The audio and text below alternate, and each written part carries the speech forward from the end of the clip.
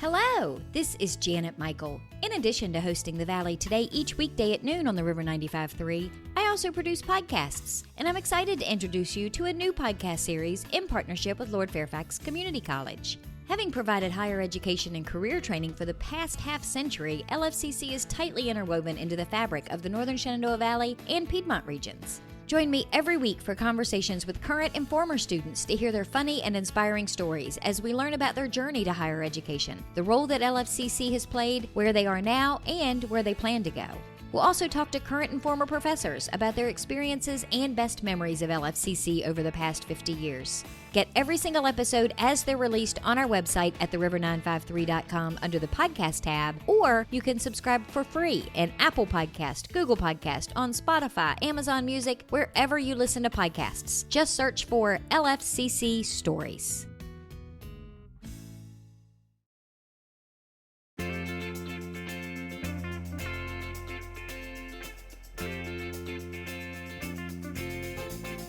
Hello and welcome to The Valley Today. I am your host, Janet Michael. Happy Monday as you are listening to the show today. It is Municipal Monday, the third Monday of the month. I like to point out the third Monday of the month because I've seen a lot on Twitter and Facebook about it's the 563rd Monday of the month. This pandemic has got us all turned around. We are pre-recording our conversation today with Mayor of Strasburg, Brandy Hawkins Boies. She is sitting here with me. We are outside. Brandy, is this the community center? Where are we sitting here? We are sitting right beside the Market Pavilion, which is next to Town Hall here on Main Street in Strasburg. And it's an overcast morning, but the weather is fantastic. We can sit outside. Brody, your dog, has joined us, so we're having a grand old time recording the radio show today. Absolutely. This is my favorite time of year. It's perfect weather, not too hot, not too cold, and it's just beautiful to sit out here today with you. So what I've been doing with Municipal Monday is working my way up and down the Shenandoah Valley, talking to different administrators. So I've talked to the Clark County administrator. I've talked to the Frederick County voter registrar. I've been talking to different people about what's going on in their county. And I know that you are the new mayor for the town of Strasburg, but you are not new to Strasburg or Shenandoah County. That's correct. I just took office on July 1st, and I have lived in Shenandoah County my entire life, right outside of Strasburg in a little town called Maurytown. Grew up on a chicken farm, and I did graduate from Strasburg High School in '99. So what on earth made you decide to run for mayor? Were you one of those kids in high school that said, I'm going to be mayor one day? Absolutely not. This is a really interesting question, and because it wasn't something that I've wanted to do. Just life circumstances aligned and presented the opportunity, and I decided to jump on board. When you started and decided to run, we really weren't in the middle of a pandemic, and nobody even really knew what was going to be happening. But in the middle of it all, we went into lockdown. Yeah, an interesting time to be running for an office that you never anticipated running for. Deciding to run for mayor was something that just kind of fell into my lap. I don't know if that's a great way to describe it, but I was in a time in my life where I was ready for a new leadership challenge. And so early last fall, I started exploring the idea of running for council because I found myself living in town. I work at Lord Fairfax Community College, as you know. We've partnered on radio stations with that topic as well. But, I'm now the director of marketing there, and it's less of a team leadership role, but one of my strengths, I believe, is leading teams. And so I have been the president of the Strasburg Rotary. I've led different, nonprofit organizations like that, been a part of different groups. So I knew that was something that I was passionate about. And as I started exploring the option of running for town council, I then, of course, started questioning the role of the mayor. And I just found myself going, I think that role fits my personality so much more than council. I think my strengths could benefit the town more in that role, but I certainly never said that out loud to anyone. I kept it to myself and thought, you're crazy. Maybe that's something you'll think about in 10 or 20 years. Get on council first, see how it goes, and then maybe upgrade of sorts. Absolutely. And so I just never said it out loud. But then I found myself in this situation where I all of a sudden had individuals that I really respect in the community come up to me and say, you should think about running for mayor. And it was one of those moments you're standing there and I just think to myself, like, no way. Is this happening? Yeah, and so I just started, honestly, like I'm big into prayer. I started praying about it and just asking for guidance on that. Also listening to my inner self, what do you need? And being a part of this community, growing up here, anyone that is around this area knows that we have seen the town come alive in the last 4 or 5 years. And it was just exciting to be a part of that. And I found myself being over at the Box Office Brewery, and one of my friends would come into town and I'd start showing them around. And based off of what Tom and Mary Beth Price had told me about the history that they incorporated, I started giving these mini tours. And then I'd be like, what are you doing, Brandy? And then I started realizing, wow, you love this town more than you even know. And I'd be out of town telling people they need to come to our town. And I thought, I think this is kind of what the mayor role is, so I should start listening to this. So I decided to run, and then there was all kinds of momentum, positive encouragement, and I had individuals backing me and cheering me on. And then once the pandemic hit, those individuals are still there, but you're not out and about. Well, you feed off of the interaction with people in person in the middle of a campaign and in the middle of an election. Absolutely. So, I still have a full box of 2,000 palm cards in my closet. Beautiful palm cards. Beautiful. That I have never been able to hand out because I was going to have meet and greets. I was going to go door to door to all the businesses. I was going to go door to door in all the neighborhoods and introduce myself. And so, I still have those cards. I might be giving them out to family members as Christmas presents. One of the reasons I decided to run, I honestly had no clue if I had a chance to win. I knew I had some positive support and encouragement from people that I respect in the community and that others respect. So I knew that was a good thing. But at the end of the day, if I won, fantastic. If I didn't win, fantastic. That means there's something else for me. There's a new leadership challenge. So my main goal when I was running was to encourage more people to vote. I didn't care who they voted for, but I wanted the poll numbers to be higher because that's one of the reasons I want to get involved in local government, because what I've learned over the years, and I'm guilty of it for at least a good 10 years of my adulthood, of not paying attention to elections, not paying attention to what happens in this building over here in the town hall. Thinking it doesn't matter, thinking you can't make a difference, and that absolutely. There couldn't be anything further from the truth. It's so far from the truth, but that's the way a lot of us think. And so my main goal was just to try to inspire and encourage everyone just to start paying attention. So I wanted to do more PR around the election. So that's why I wanted to put the election date on my yard sign, because I didn't care if they were going to vote for me or not. I just want you to remember the election day.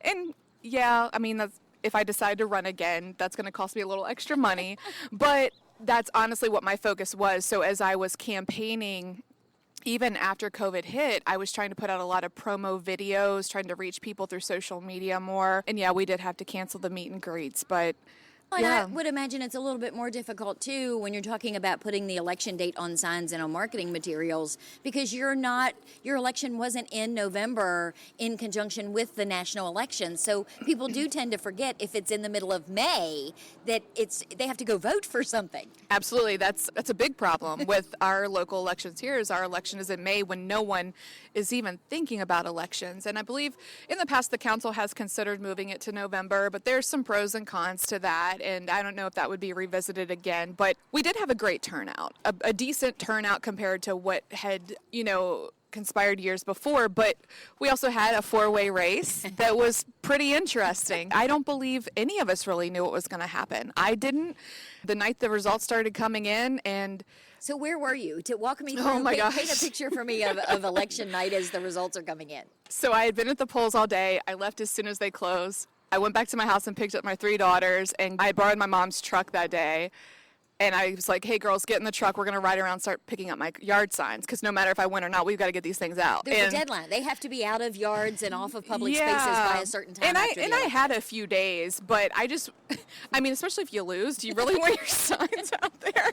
So I was like, let's get this part over with, because I have, and sitting at the polls, all day you're sitting there, and your opponents, we're all, talking and cordial, and everybody that walks in is equally talking and cordial to us. And so you just really have no clue what to expect. And the numbers get magnified in your head. When you're at a poll and you see people coming in that you know aren't voting for you, in your mind, they turn into 10 people. Yeah. That turns into 20 people. And by the end of the day, I can imagine that you're thinking, oh, I got no chance. Yeah. Because you just don't know. No, and there was a large amount of absentee ballots that were sent in. We did encourage a lot of people to do that because of COVID, so we had no clue what those numbers were, but me and my girls were driving around in the truck picking up signs. I would stop and they would hop out and grab them, and all of a sudden I looked down at my phone I was at a stop sign. A friend in town texted me and said, "Congratulations." And I go, "Oh my gosh, I might have won." And my girls were like, "What, Mom?" And of course my teenage daughter was like, "Oh, thank gosh, I'm not going to be embarrassed." And I was like, no, it's only half of them. Only the in-person ballots are in. We still have I think the absentee came in first, if I remember correctly. Because they start counting those ahead of the election. Yeah, I anyway. believe. I could be off on that, but everything's a blur. I was like, nope, I can still lose. There's a chance I do not have this responsibility right now. And then all of a sudden, my cousin from DC was watching, and he called. He's like, "Congratulations." I was like, "No." He goes, "No, the second set of numbers are in. You won." I was like, all right. So reality started sinking in, and of course it's exciting. The first thing my 7-year-old said, which this cracked me up, was she goes, "I get to be in a parade, and I'm going to ride a horse, and I'm going to have a sign that says Queen Elizabeth," because her name's Elizabeth. And I just thought, well, first off, I would like to point out that I never once mentioned being in a parade. That was not a priority of mine. It's still not a priority of mine. This is not about me at the front of a parade.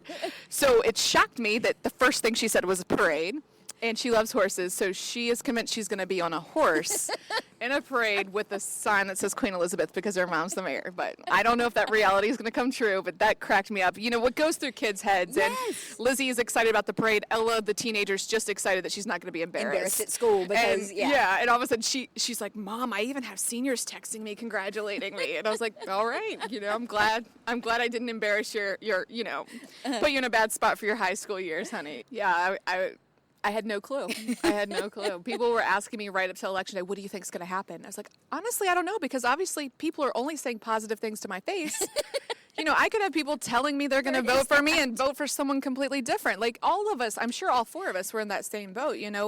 People say probably to your face what you want to hear, or in passing, and then roll their eyes when they walk away. Yeah, so you don't know. But I'm just honored to have been given this opportunity, and I don't feel it's about me. I feel like it's just a sign that Strasburg is ready to keep moving in a positive direction, and certainly not to say that the other candidates weren't positive at all, but just hopefully they just see that my leadership has the ability to take it in that direction, or to continue taking it in that direction. Well, let's take a break. When we come back, let's talk about what it's like to be mayor, because you've been in office for several months now. We're still in the pandemic. So I can't imagine that what you thought it was going to be like last fall and what it's actually like now are one and the same. Can we talk about that in the next segment? Absolutely. All right, we're going to take a quick break. Again, we are pre-recording our conversation with the mayor of Strasburg, Brandy Hawkins Boies. She is sitting with me outside of the community center just off of King Street in Strasburg. We'll be back in just a couple of minutes. Do you know anyone who is struggling with financial hardships because of coronavirus? Our new webinar called Coping with the Money Crunch can help. We'll talk about immediate options to consider, revising or creating a spending plan, and lots of community resources. Then we'll cover how to narrow your priorities, contact creditors, and avoid scams and risky loans. The webinar is free, and you can either join by phone or through Zoom on a smartphone, tablet, or computer. You can find out more by visiting the Northern Shenandoah Valley Financial Education Program on Facebook, or calling Karen Poff at 540-635-4549. Let me show you how to make your own plan or help someone you care about get through the crisis. Call 635-4549 or visit @NSV Financial Education on Facebook today.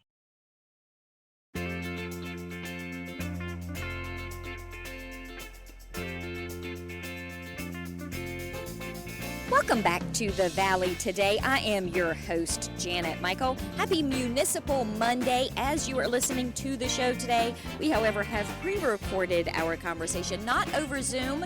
We are live on tape, I guess you would say, in person. Brandy Boies is the town of Strasburg's new mayor. We are sitting outside on a Friday morning. We've got our coffee from Nancy's Coffee Bar. Brody is joining us, sitting here being a very good dog, I have to say. He's behaving himself. He's yes. being a very good dog. So Brandy, in the first segment, we talked a little bit about how you ended up running for mayor. When did you officially take office and become the mayor of Strasburg? I took office on July 1st, along with 4 brand new council members and 4 senior council members. Did you have any preconceived notions of what being mayor was going to be? I mean, I know you mentioned earlier, we do the radio show, we have the podcast thing that we do together. So I know you were very research oriented. You like to know what's going on. You want to have all the information. Did you kind of feel like you knew exactly what was going to happen on July 1st when you took office? I wouldn't use the word exactly, but I knew that my main responsibility as mayor was to bring us together as a team and lead efficient meetings. And so I really read up on parliamentary procedure, and of course, your first meeting, I'm up there probably shaking. But each meeting after that has become pretty natural to me. We have a great council. We all don't see eye to eye or have the same views, but we just really respect each other and are able to just have great conversations. And I feel like we're moving in the right direction as far as me and my ability to lead an efficient and effective meeting. So I really haven't been too surprised, or nothing's really caught me off guard in that regards with my role with the council. So, show up, lead the meetings. I also had the responsibility of appointing committees and committee members, so that was a big task to do at first. And I also wanted us to really get to know each other as a new team. I come from higher ed, so the higher ed thinking is teamwork, let's all get to know each other. Teamwork makes the dream work. Yeah, so, local government's a little different, but I've tried to. But you mentioned a second ago you had 4 new council members as Yeah. well. So this was half of local government was being swapped out at this point. Absolutely. And, the awkward time, to be honest with you, was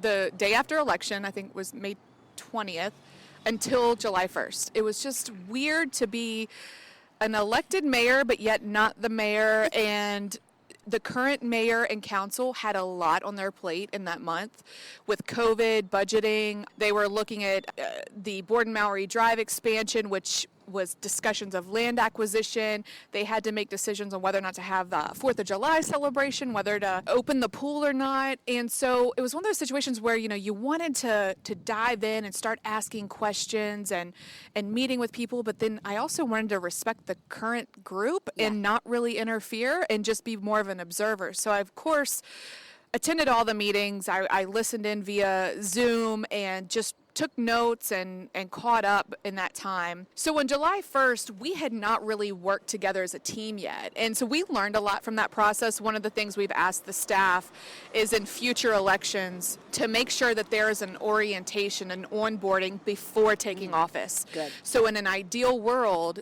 we would have at least set aside time starting probably June 1st. Yeah. To really get to know one another. Look and at some things that were maybe on the agenda, get a sense of who was Yeah. where on what, and kind of do that research together as a team. Yeah, and just team building. So July 1st, that was my main priority, was let's become a team. Let's start building trust, which that's going to take a while, especially me as their leader. They've never been in any organization with me or know really who I am as a leader, and I can tell them until my face is blue that I'm a great leader or that they can trust me, but I have to prove it. Right.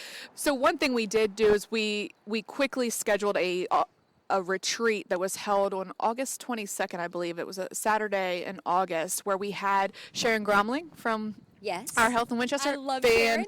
Fantastic woman. She is one of my favorite guests. She's my favorite new mentor in life. She came down and we met out at the First Bank Training Center, and she spent the day with us. Well, it was 4 hours with us, not the whole day. We could have used the whole day because she's just great. Just doing some teamwork and building, we based the whole session off of the 5 dysfunctions of teams. So that helps, right? And looking at the strategic plan. But in an ideal world, we would have been doing that work in June. Right. So that when we came in July 1st, we would have just hit the ground knocking out stuff. But I feel that mid-August, accomplishing that was still pretty fast and good. But we learned from that. So we're sitting here now in mid-October. So you've had several council meetings. What do you do as mayor? I mean, do you have to attend committee meetings? Are you required to sit on certain committees? How does the logistics of being mayor work? Sure. I lead, of course, the monthly town council meetings, the second Tuesday of every month, and then I lead our work sessions, which are the first and third Monday of every month. And then now we have 4 standing committees that were established a little over a month ago.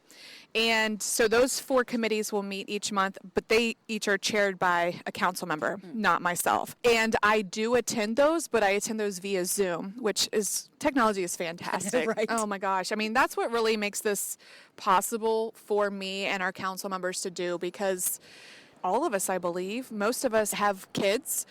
We have full-time jobs.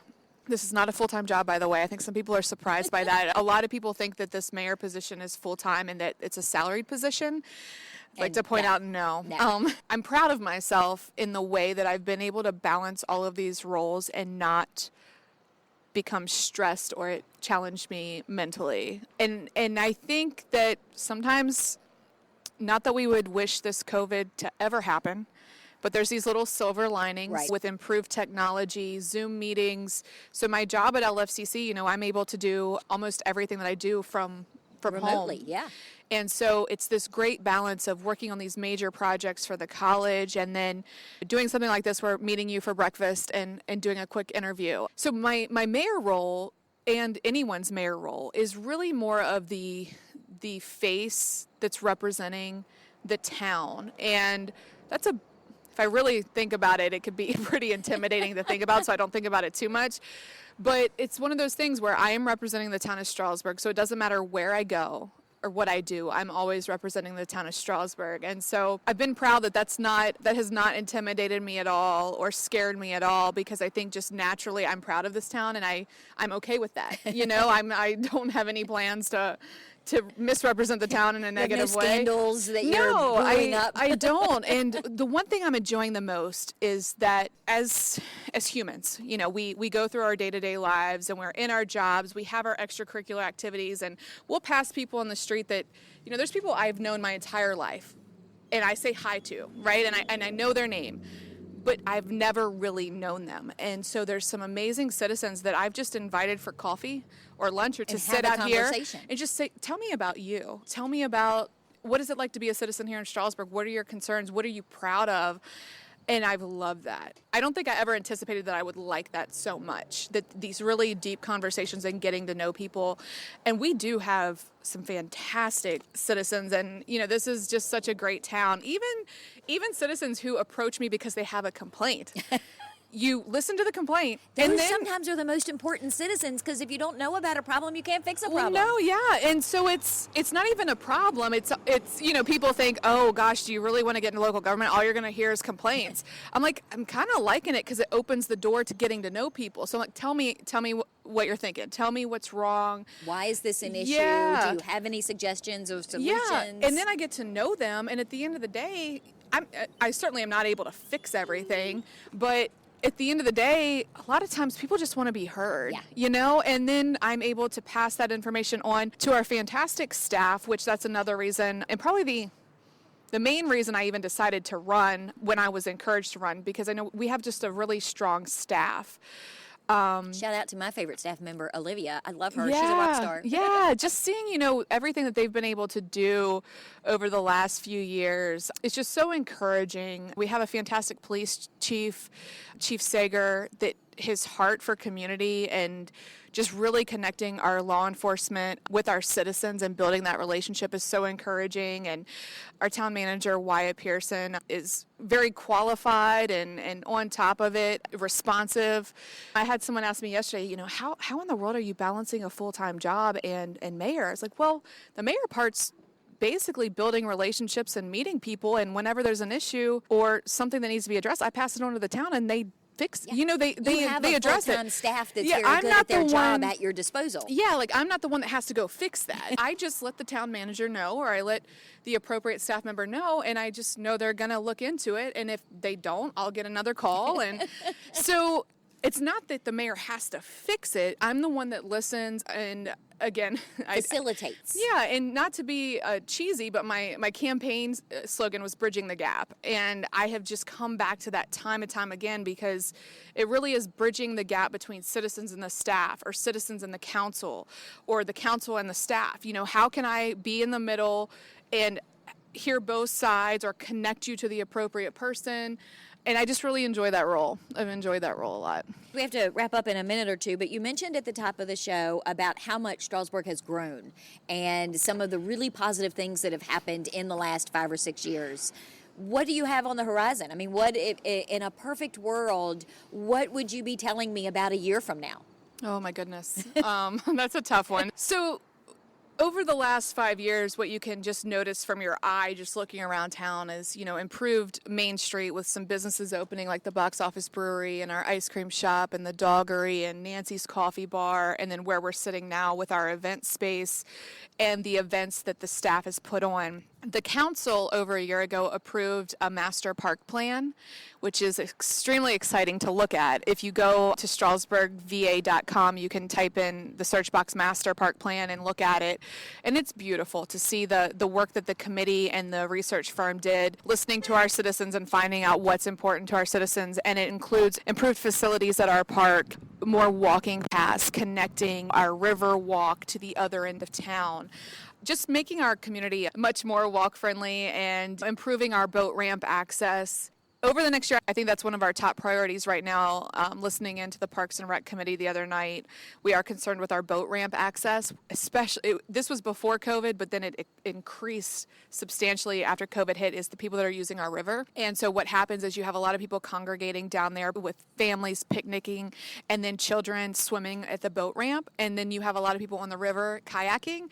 So when they try to get out of the river, there's kids. It's dangerous. Yeah, so we really are taking a look at how to improve that. Is it adding a second area for swimming? So we really just need to look at that as well. So I know you're going to see some improvements with that over the next year. And what I also hope you'll see is Michelle Bixler, our economic developing director, does a great job with connecting and bringing in new businesses. So I really hope that we're going to see down on our West End Main Street, hopefully businesses moving into those vacant buildings. But we just need to... One step at a time. Yeah, one step at a time. I just hope that we can just keep the positive momentum going and, again, just filling some of these storefronts and improving our parks. I'll put the information about the parks plan on the show notes page. I'll put your contact information at the mayor's office on the show notes page as well if somebody wants to reach out because they have a question or they need help in something. But thank you for taking some time out of your Friday morning and bringing Brody to come and hang out with me and have this conversation. Thank you. It was great. We'll be back tomorrow. It is Tourism Tuesday. We're going to do a bit of an escape tomorrow. We're talking to Jessica from the Escape Room, Escape 211 over in Luray. So meet me back here tomorrow just a few minutes after noon, and I will have that show ready to go for you.